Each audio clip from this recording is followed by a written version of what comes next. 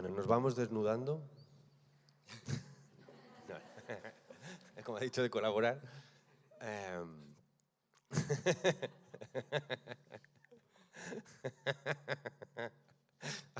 Yo fui a un curso que empezaba así, ¿eh?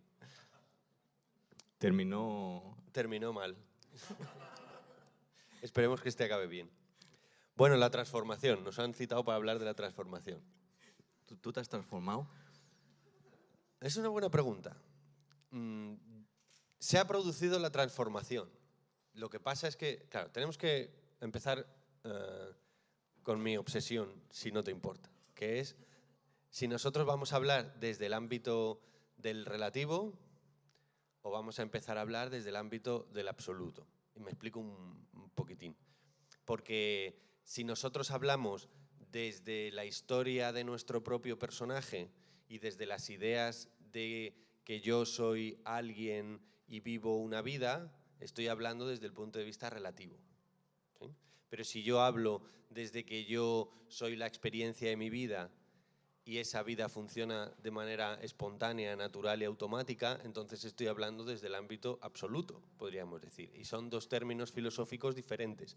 Es como si yo hago de Romeo, puedo hablar de Romeo y Julieta desde el punto de vista de Romeo, que lo que quiere Romeo es conseguir a Julieta y que no se lo prohíban, pero si yo hablo desde el punto de vista de Shakespeare, entonces lo que estoy hablando es de si esto es un drama, si es una comedia, si no, ¿entendéis? Son planos diferentes. Entonces, con Sergi, que generalmente habla siempre en el plano superior, y yo, que generalmente hablo en el plano inferior porque me dedico más a la terapia y a la transformación, digamos, de lo personal, pues entonces tenemos que ver en qué ámbitos nos encajamos, ¿no? Podemos hablar cada uno desde el suyo y ver dónde se encaja qué, ¿no? De hecho, ahora estaba escuchando el Chester anterior, iba sobre educación, y veía el puente justo entre los dos ámbitos, el relativo, que eran las experiencias personales como educadores, como profesionales de la educación, y lo absoluto, que es ese ideal que puede transformar toda la educación desde una experiencia más general. Y fue muy curioso porque al final del encuentro, los obstáculos que surgían por la gente que había escuchado la charla era: a mí me pasa, yo tengo tantos alumnos, yo... Es decir, escuchamos esas ideas que las llevamos a la posibilidad, pero cuando las introducimos en nuestro ámbito relativo para nosotros aún es más importante que ese ideal. Entonces, sin darnos cuenta desde nuestro yo, nos defendemos, protegemos de esa transformación. Por eso veía, y ahí es donde para mí está el vínculo, que cualquier cosa particular que queramos cambiar o transformar, incluso nosotros mismos, si no hay una toma de contacto previo, de conocimiento profundo de aquello a cambiar, no nace la transformación. Tú decías algo de que la transformación surge, ¿no? Ocurre, ¿no? Como terapeuta, el paso principal para que se produzca la transformación siempre pasa por la base de la aceptación del acontecimiento que se quiere cambiar o del hecho que se quiere cambiar. Si no se produce la aceptación, el hecho a nivel kármico se resiste a cambiar. Es decir, si yo quiero cambiar porque no acepto una parte de mí o porque no me acepto o porque no acepto algo que me está pasando en la vida, no puede cambiar. Directamente es como que hay una especie de bloqueo en el que yo lo que quiero es sustituir algo que hay ahora y que es real por algo que es hipotético y que es imaginario. Entonces no estoy introduciéndome en lo real y como no estoy introduciéndome en lo real siempre gana. Entonces la gran paradoja es que para poder cambiar algo necesito aceptarlo, pero para poderlo aceptar tengo que saber por qué no lo acepto. ¿Sí? Y en el momento en que se produce la aceptación, porque no es algo que yo pueda hacer a voluntad, yo puedo ponerme a disposición de que se produzca, pero se produce por sí misma, entonces hay una gran paradoja, que es que por un lado ya no necesito que cambie y por otro lado es cuando cambia. Fíjate perdonen, ¿eh? Qué bonito eso. Cómo lo relativo se convierte absoluto en el momento en el que yo estoy predispuesto, pero yo no lo puedo llevar a cabo, la aceptación surge por sí misma. Porque todo mi sistema de pensamiento está basado en defenderse a sí mismo. Es muy interesante, viendo también desde esa perspectiva, si lo abrimos a cualquier aspecto de nuestra vida cotidiana, política, economía, lo que sea, vemos que tratamos de cambiar lo que tratamos de cambiar sin una previa aceptación. Con lo cual, cualquier cambio que ejerzamos allí aparecerán, me lo imagino ahora, nuevos partidos políticos que dirán que son la nueva política, pero serán la misma con nuevas palabras. No estoy imaginando. Porque no habrá habido en ningún momento paz previa, una aceptación honesta del sistema previo a transformar.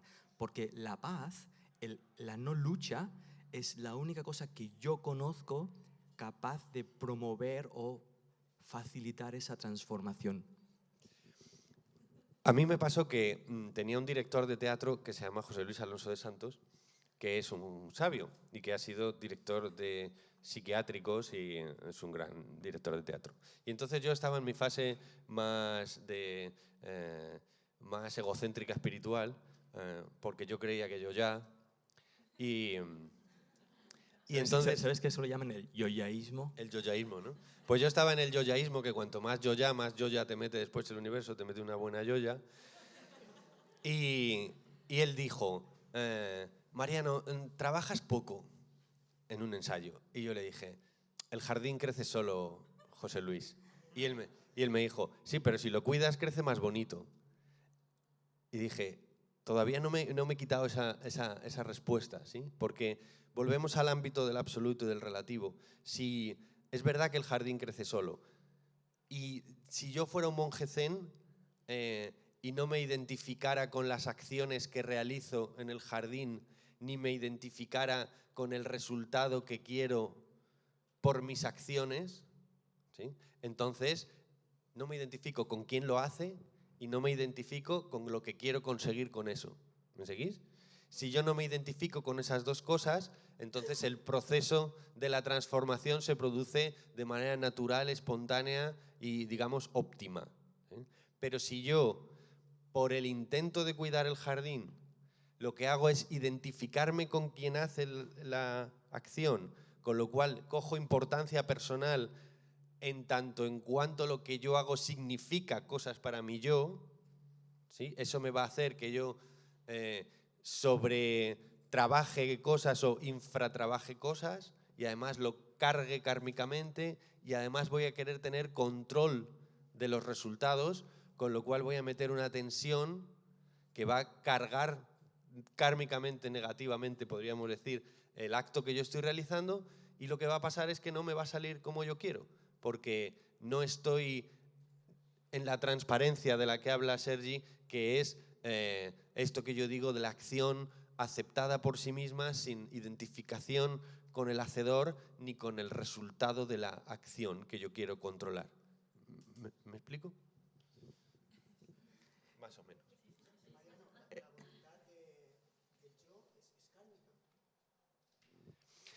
La voluntad del yo busca los deseos y las aversiones, ¿sí? Es decir, tú deseas cosas y quieres cosas que no quieres, pero al final son deseos o no deseos, ¿sí? Y eso tiene que ver con las carencias infantiles y con las fobias infantiles. Entonces, la mayor parte de esos deseos y esas carencias son inconscientes. Entonces, tú deseas algo y no sabes por qué. Y suele ser, o es un instinto natural, como por ejemplo comer, que son instintos de superación, o sea, de supervivencia, autosuperación y legado, que son innatos, sí, que son del bicho, del ser humano, o si no son excesos educativos negativos en la infancia. Y entonces crees que te tienes que transformar para conseguir un deseo y en realidad lo que estás es intentando evitar una carencia que tienes por detrás. De hecho, recordando esto que estás poniendo como plataforma y al hilo de la charla de educación que escuchábamos, se me propuso hacer una ponencia en un congreso educativo y yo empecé a diseñar ideas y estaba enfrascado en mis ideas de la educación holográfica, la educación orgánica, y estaba embriagado con mis propias ideas. ¡Wow! Fantásticas, increíble, verás. Hasta que me di cuenta de que yo estaba pariendo esas ideas desde esas ideas son mejores que las actuales. Y entonces me di cuenta del punto: mejor, peor, aprobado, suspendido, correcto, incorrecto. Y estaba replicando la misma cosa desde un prisma diferente. Entonces fui a la puerta de mi colegio, me senté en un banco y empecé a sentir y a observar, y me di cuenta del resentimiento que tenía inconsciente a todo lo vivido entre esas paredes. El dolor que estuve soportando ahí dentro. Una vez asumido, y ahí es donde entra la aceptación, una vez visto eso, se asume de forma natural porque está diseñado para ser asumido cuando lo ves. Y empecé a descubrir lo magistral que había sido todo lo que había vivido ahí dentro de esas 4 paredes, que me habían llevado a estar sentado dentro de un banco, en un banco, dentro de mí, observando todo lo que había escondido a lo largo de tanto tiempo. Cuando me senté en esa mesa de doctores, en educación emocional, estaba en un lugar desatado, transformado. No había ninguna intención de cambiar nada. Y eso para mí es el punto, porque veo el potencial humano que hay en cada uno de nosotros, pero no se desata, no florece, porque estamos intentando luchar contra algo que no nos gusta, cuando eso que no nos gusta sigue estando pulsando dentro de nosotros, sin haber sido previamente visto. Es porque los niños que fuimos educados en una, desde el punto de vista absoluto, en una perfecta armonía para que nosotros encontráramos nuestro camino, ¿sí? Y desde el punto de vista relativo nos hicieron putadas indescriptibles. Claro, esas putadas después pueden ser grandes acontecimientos reveladores, ¿sí? El sufrimiento en el desarrollo personal es imprescindible para que se produzcan los brillos y las luces. Entonces, desde el punto de vista más absoluto, podemos decir que todo lo que sucede siempre va a estar bien o es perfecto en sí mismo, pero nosotros tenemos que seguir jugando como si no lo supiéramos en el fondo. Este es siempre con mi obsesión, ¿no? Porque si no, es como si Frodo estaba con Gandalf por la comarca y le dice, y de repente Frodo tiene una revelación y dice: Gandalf, ¿tú sabes que nosotros somos personajes de una película que funciona sola que ha escrito Peter Jackson? Y entonces le dice Gandalf: claro, pero corre, que vienen los orcos. Es decir, nosotros tenemos que seguir jugando al mundo normal y bajarnos de alguna manera al mundo relativo para funcionar así, porque si no, es lo que yo lo llamo el complejo Rajoy. O sea, es verdad que todo funciona solo, pero chico, mueve el culo un poco, ¿sabes? Sí.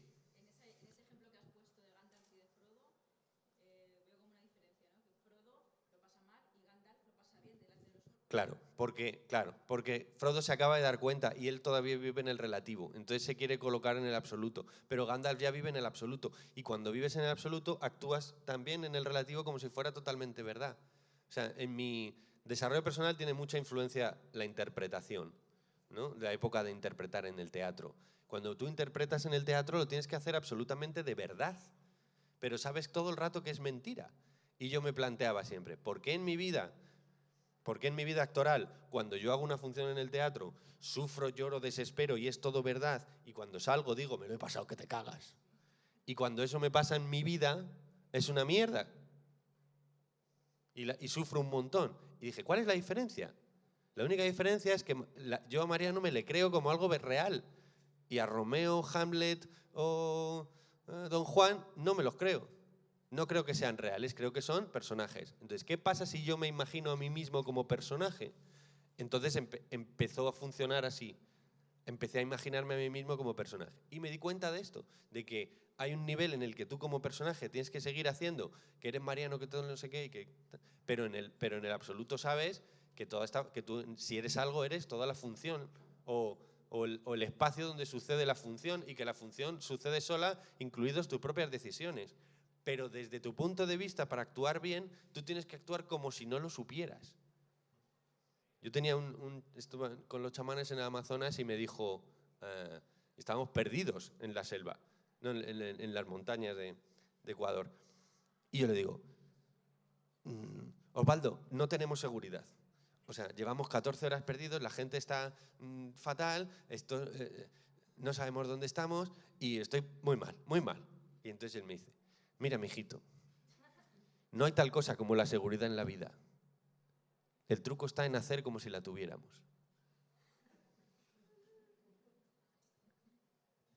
Es lo mismo, es lo que Castaneda llamaría el desatino controlado.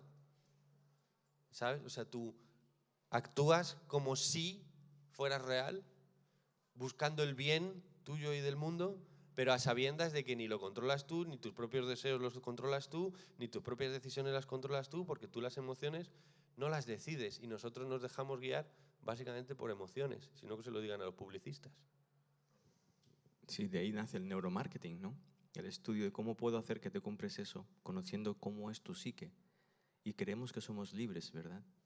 Pero fíjate que esa no libertad nace de que no soy libre de dejar mi personaje. Hay algo muy interesante.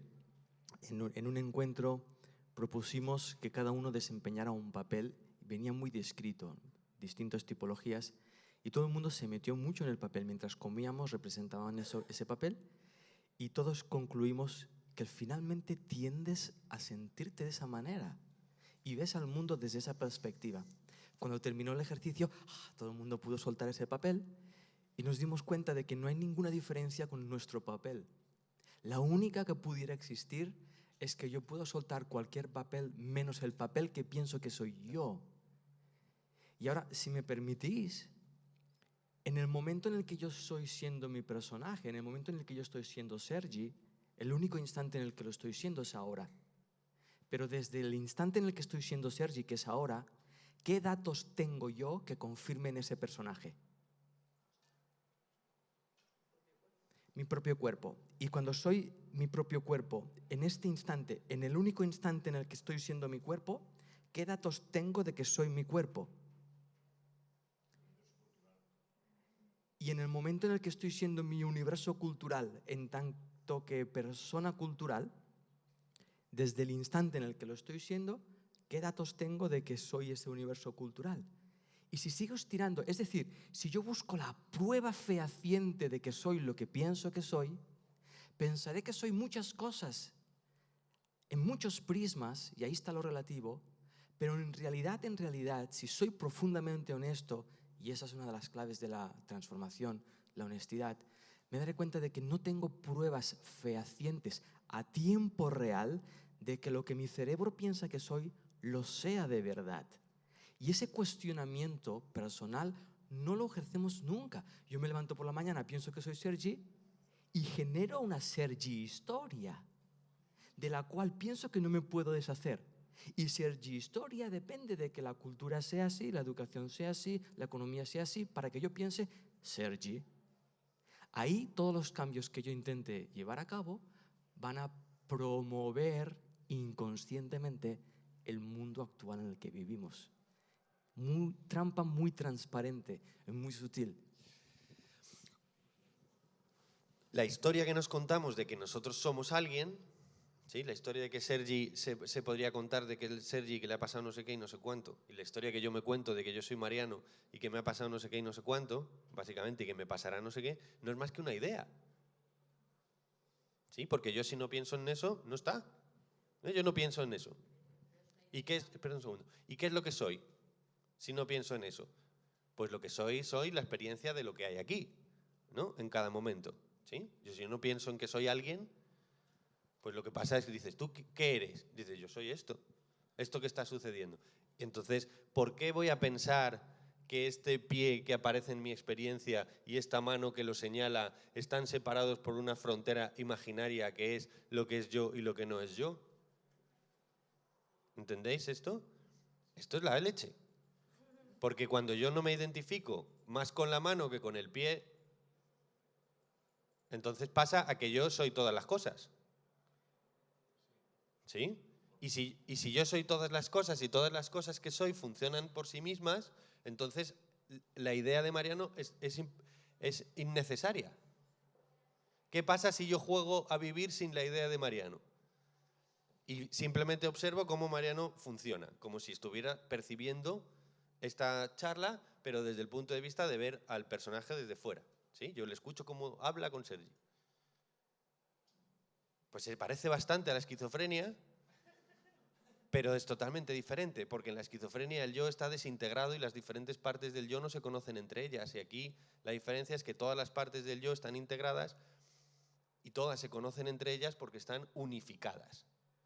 ¿Eso es un estado superior al que uno accede después de meditaciones y leer 1000 libros y tener una gran revelación? No, eso es el estado en el que todo el mundo está todo el rato siempre. No se puede salir de ese estado porque esa es la realidad. El problema es que eso es una verdad absoluta y luego nosotros vivimos en un mundo relativo en el que yo soy alguien, me pasa no sé qué y ya todo eso es mental. Y a partir de ahí empieza el problema. ¿Ibas a decir algo?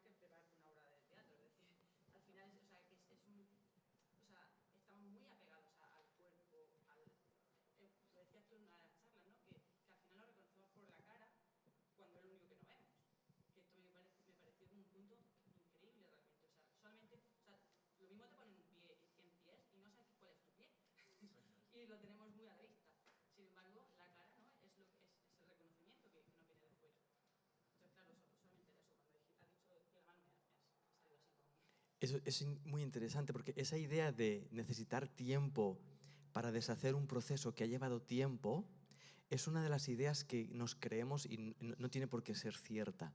Y voy a explicar por qué. No digo que sea así, digo que puede que no sea como pensamos que es. No digo que sea como yo voy a decir ahora, pero lo que voy a decir sí va a cuestionar lo que hemos pensado hasta ahora. Venimos de un sistema de pensamiento que está basado en el tiempo y en la experiencia personal. Y en nuestra arrogancia humana pensamos que así son las cosas. Pudiera ser que hay otros tipos de cognición y de pensamiento, de creatividad, que no dependa del tiempo ni del personalismo. Pudiera existir. Si empiezas a abrirte a la posibilidad, te das cuenta de que hay un instante que menospreciamos constantemente, que es el presente.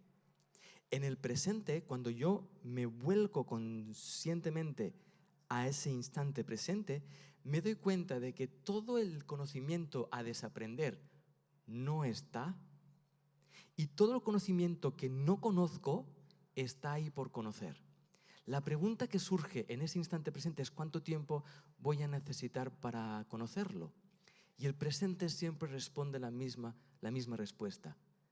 ¿De qué me estás hablando? Dice, ¿de qué me hablas? ¿De tiempo? ¿Tú te acuerdas? Y perdonen la frivolidad, a algunos les puede ofender. ¿Tú te acuerdas de la película Matrix? Hostia, tengo un helicóptero, descárgame programa conducir helicóptero F243 y lo conduzco. Ese tipo de cognición es una posibilidad que los seres humanos descartamos constantemente, no porque no exista, porque pudiera existir, sino porque como existe para nosotros es como es. Ese espacio a mí me fascina. Estamos usando, dicen algunos optimistas, el 10% de nuestra capacidad y percibimos el 0,1% de lo que vemos. ¿Cómo podemos de ahí concluir realidades? sin hacer un poquito de uso de arrogancia. ¿Quién sabe? Tú preguntas si ahí hay otro cuerpo. Ah, si ahí entra nuestro cuerpo. Siempre cuando, como expresaba Mariano, si lo vemos como herramienta, como una manifestación concreta del personaje que no tiene por qué ser concreta. Y nos preguntamos muchas veces, sí, pero ¿cómo viviría yo en un mundo como es, tan personal, impersonalmente? Y fíjate que ya lo hacemos, nacemos impersonales. Hay un tiempo de nuestra vida como bebés que no sabemos dónde termina nuestro cuerpo y dónde empieza el de nuestra madre. No ha empezado nuestra estructuración neuronal todavía. Y esos bebés están súper bien atendidos por la vida, llámenle mamá, llámenle quien sea. Entonces tenemos situaciones en las que podemos ver que es posible. Ahora, ¿cómo sería un adulto sin haber adulterado esa conciencia abstracta de posibilidad, de posibilidad? Está por des...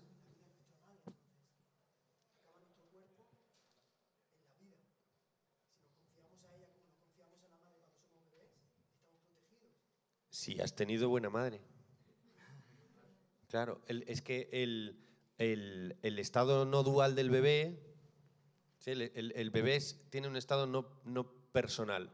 O sea, él existe, pero no sabe que existe. Él tiene conciencia, pero no tiene autoconciencia.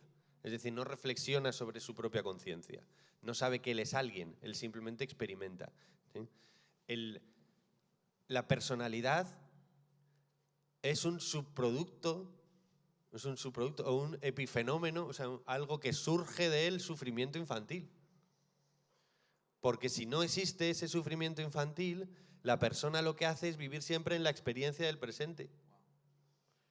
¿Sí? Él sabe que él es alguien, pero no se plantea si está bien o si está mal, si debería ser de otra manera, no tiene grandes apegos ni grandes deseos. ¿Por qué? Pues porque él está en el presente como los niños sanos.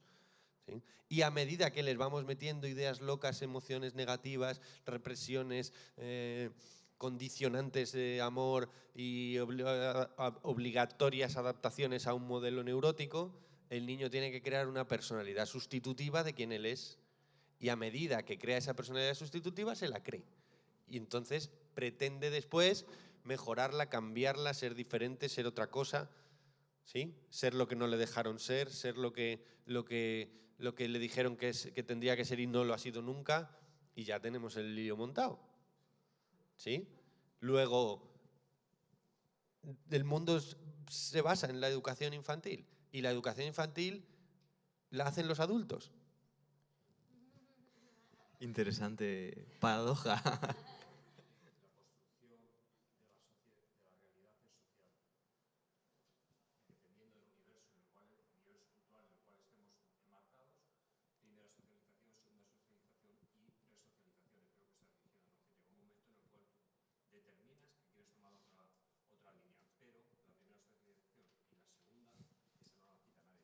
Eso que dices, ¿en qué se concluye?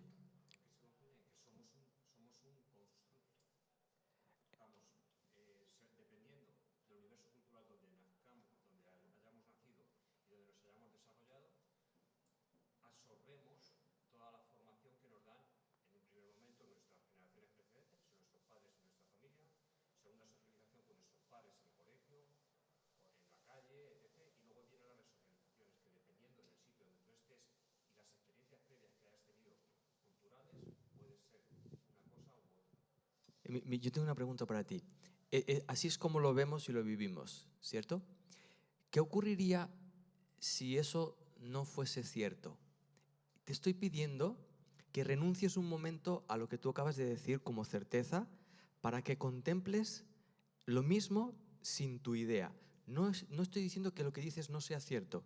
Estoy diciendo que pienses lo que acabas de pensar sin ese constructo que tú acabas de expresar.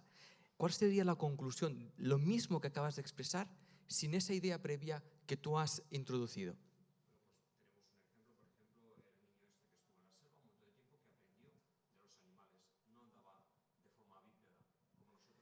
Sí, pero eso procede de tu constructo también, de lo que sabes, de lo conocido. Ahora observa, tú acabas de decir, yo no puedo hablar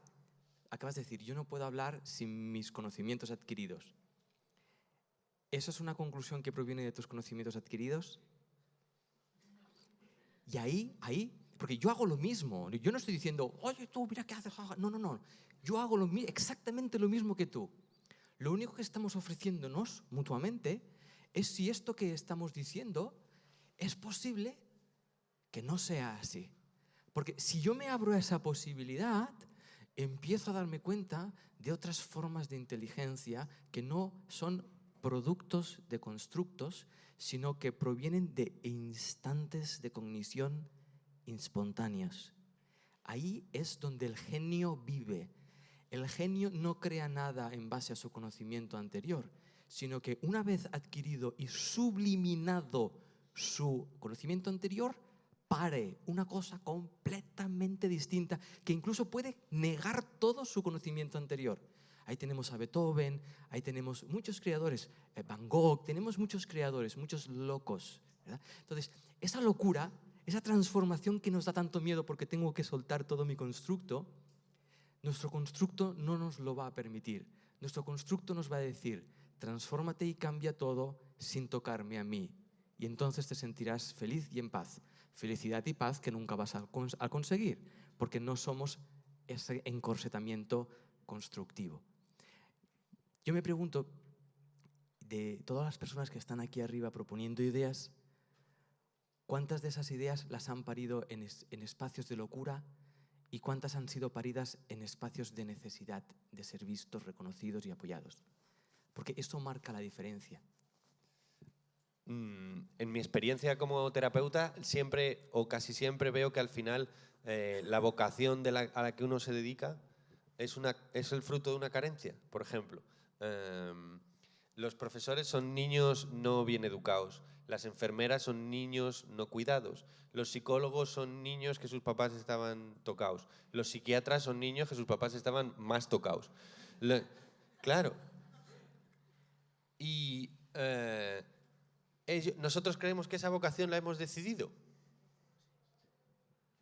¿Sí?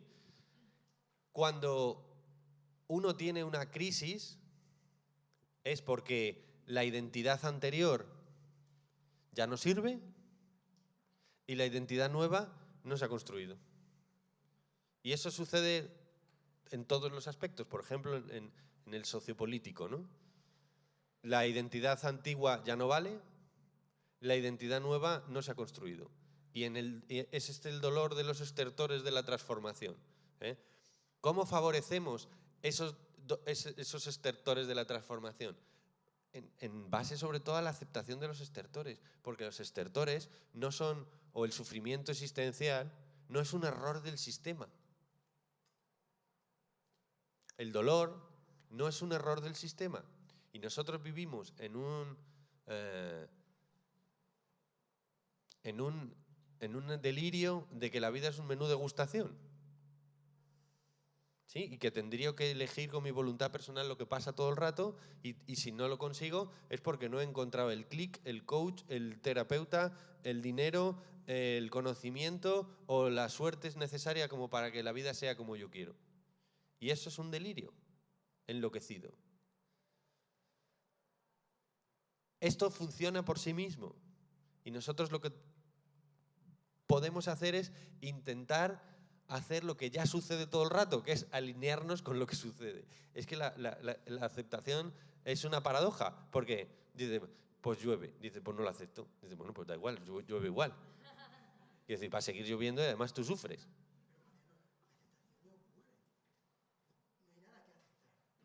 No hay nada que aceptar porque ya sucede, pero entonces, ¿por qué no aceptamos?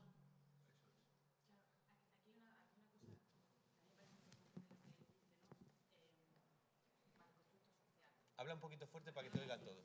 Bueno, pues, me va a imponer un poco, pero bueno. Hay una parte, ¿no?, en la que dice constructo social. Vale. Realmente venimos de un sistema. No somos un individuo solo, ¿vale? Es decir, nosotros somos mamíferos, o sea, y necesitamos el grupo, que ahí es donde juega la publicidad, ¿no? O sea, la publicidad realmente se basa no en el sexo, no en la comida, no, en la relación, o sea, en la necesidad de la pertenencia al grupo. Esto es la regla básica. Porque el sexo, si no tienes una pertenencia al grupo, no lo vas a conseguir. O sea, cualquier cosa que tú necesites para tu supervivencia básica requiere una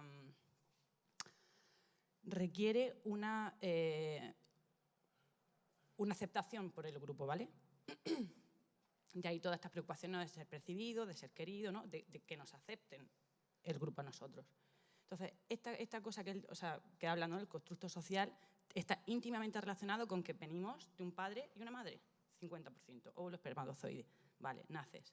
A partir de ahí, evidentemente, los traumas que hayas tenido de pequeño, los has tenido de pequeño y, o sea, no puedo estar más de acuerdo con lo que decimos, ¿no? Pero para ir un poco, o sea, conectar la idea, nosotros al final, si somos seres que necesitamos a ese grupo para sobrevivir y para vivir y para ser y estar, esto de solo el momento, ¿no? Y la experimentación de uno solo, que es su cuerpo, al final, ¿vale? O sea, son como dos ideas que de alguna forma me cuesta trabajo conectar. No sé si me explico. Solo una pequeña cosa aquí. Es muy interesante esto que expones.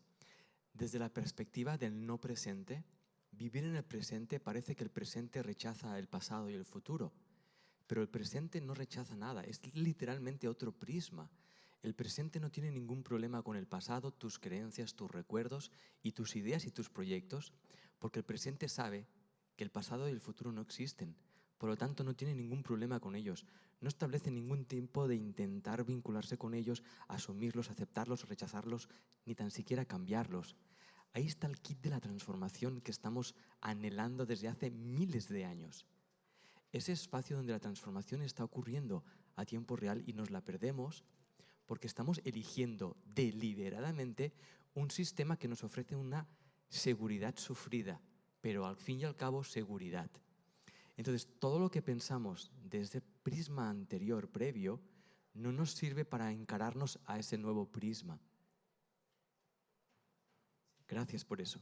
Esto que hablas de la pertenencia es una sustitución de la necesidad de unificarte con todo. Es decir, ¿Puedes repetir eso? Esto que hablas de la pertenencia es una sustitución de la necesidad inconsciente e innata de unificarte con todo. ¿Y estás desunificado? No, siempre estás unificado, pero vives en el delirio de estar desunificado.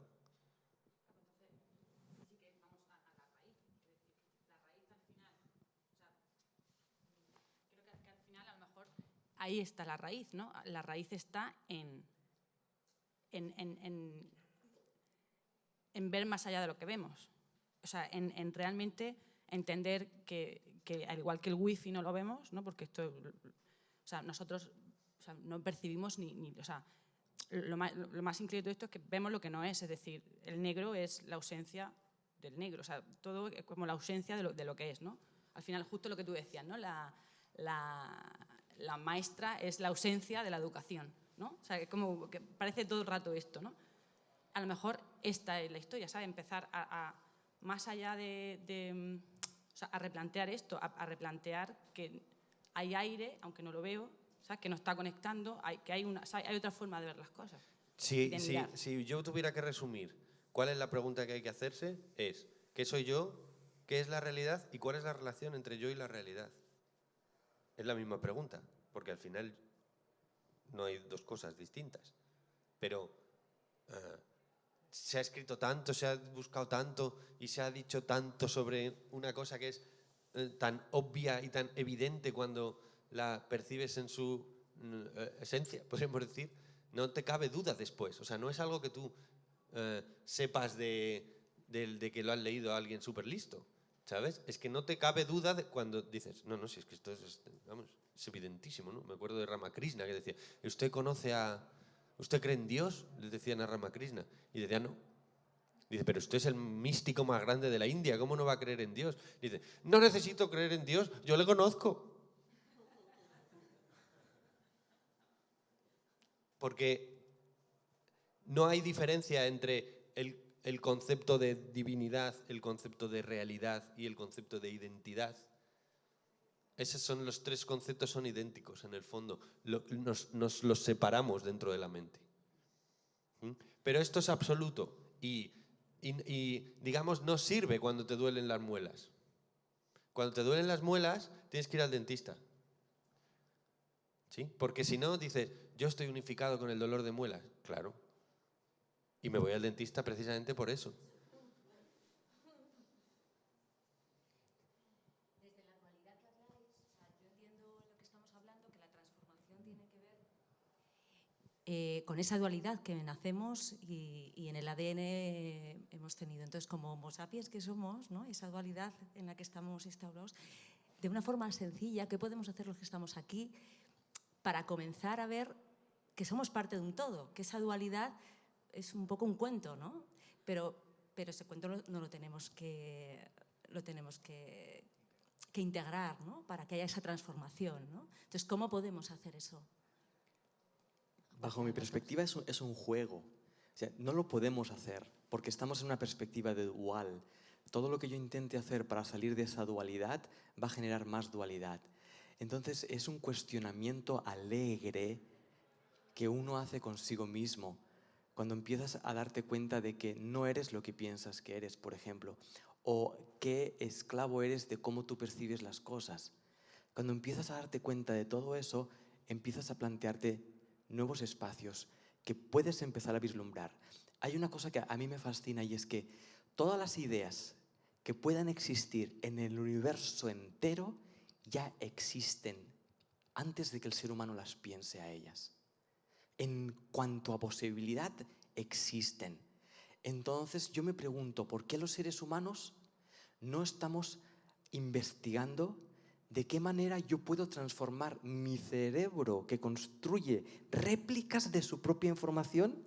¿De qué manera lo puedo llevar a una exposición de esas grandes ideas que realmente me alinean, me sitúan en el lugar correcto dentro del universo? Porque todos vivimos la vida dentro del universo, pero no lo percibimos así. Y eso para mí es fascinante porque lo podemos vivir a tiempo real de nuevo. Puedo experimentar cómo un ser humano trasciende su humanidad en mi propia vida. Eso es fascinante. Hemos llegado a un lugar de la conciencia que la evolución humana ya no tienen por qué explicárnoslas en miles de años con libros. La puedo vivir a tiempo real y eso es fascinante. Puedo experimentarlo en pequeños hechos. Se nos termina el juego. Game over, ¿viste? Game over. ¿Me puedes...? Ah, no, 5 minutos. ¿Me puedes prestar el cartel? ¿Sí? Nuestro ser interior, nuestra esencia dice esto todo el tiempo. Y nosotros le pedimos esto. 5 minutos más, un poco más. Déjame que yo aprenda a resolver esto, ¿no? En la antigua tradición yógica... Game over. El yoga nace de magia por simpatía. Magia por simpatía es de que la gente a la que se le producía un despertar espontáneo, y ese despertar suele ir asociado a un alto nivel de energía, una serie de posturas que el cuerpo toma, una serie de movimientos compulsivos, el cuerpo se retuerce, esto cabe la posibilidad de que se dé si es un despertar energético, ¿sí? Que es lo que se llama Kundalini en la tradición. Bien. Los que tenían el despertar de Kundalini hacían posturas de manera espontánea y tú cuando tomas, por ejemplo, sustancias enteógenas ves que es así y que te lleva a hacer eso, ¿sí? Entonces, los demás, viendo lo que hacían de manera natural los iluminados, entre comillas, copiaban sus gestos para ver si les sucedía a ellos. Que tú copies los gestos de la educación implica que a ti te va a suceder lo que le sucedía a él, no, pero te tranquiliza. Te da los 5 minutos. Luego yo sí que bogo por la práctica. Dicen, ¿es una condición sine qua non de éxito? No. Pero por lo menos estás flexible, mono, y te entretienes. ¿Sí? Y además, por sí mismo produce sus cosas, porque esos estados de unificación y no sé qué, no hay ningún sitio al que ir para encontrarlos porque están en tu cara. Es como que estás diciendo, por favor, ¿alguien me puede dar el micrófono? Sí, estoy llamando al maestro diciéndome, no encuentro el teléfono, maestro, ¿dónde lo cojo?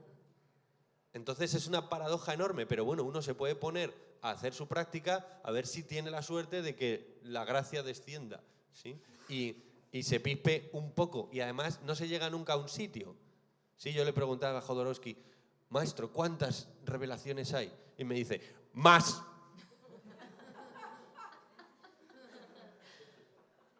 No tiene fin, siempre hay otra y otra y otra y otra y otra. ¿Sí? Concluye con algo de tu rollo. Escuchándote veía el potencial que somos y que estamos sentados en nuestra silla.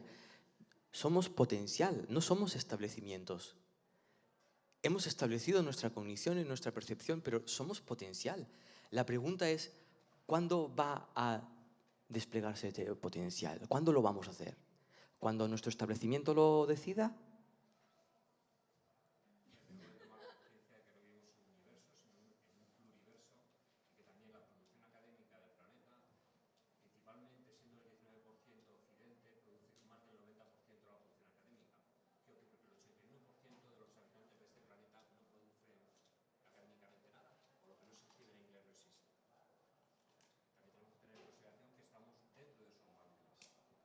Claro, el punto cuando lo que expresas es, finalmente, o al menos cuando yo recibo esto es, ¿qué estoy haciendo yo?